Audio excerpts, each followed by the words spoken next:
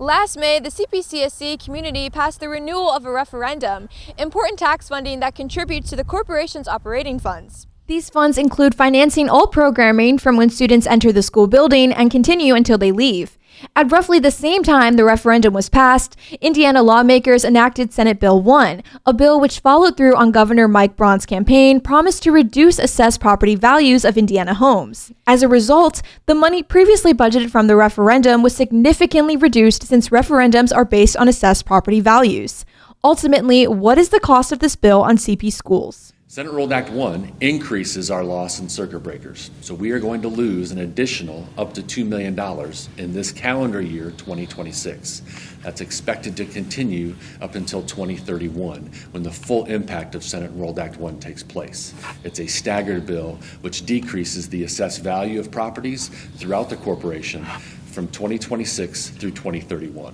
86% of education, referendum, and operation funds are spent on staff and benefits. Even with cuts from supplies, technology, and other programming, CPCSC will most likely have to find a way to cut spending through staff to cover the more than $2 million deficit each year. Small cuts in paraprofessional staff at CPHS were made at the start of this semester. CPHS students are wondering what lies ahead for the 2026-2027 school year. I currently haven't experienced anything that's harmed me to date. However, I like to think that with $2 million a year being cut in budgeting, negative effects probably will come out towards the corporation in some way, shape, or manner.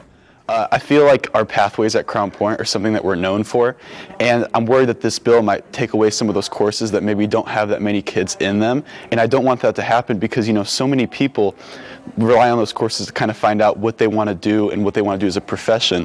Like for me, I took AP Art History to kind of see how that was, and there were 9 people in my class. So I learned a lot, but when it comes time to maybe see what classes need to be cut, that class might be cut in favor of a 2D art course. CPHS teacher and teacher union representative Dave Hoffman has similar concerns. For teachers, I believe with the enrollment of Senate Bill 1 is how much it's going to impact the classroom.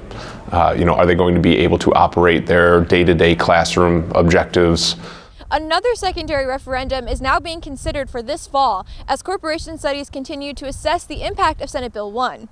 Reductions for the 2026-2027 school year are at this time not yet determined. Outside the CPCSC Administration Center, I'm Ariana Pantoja for CPTV News.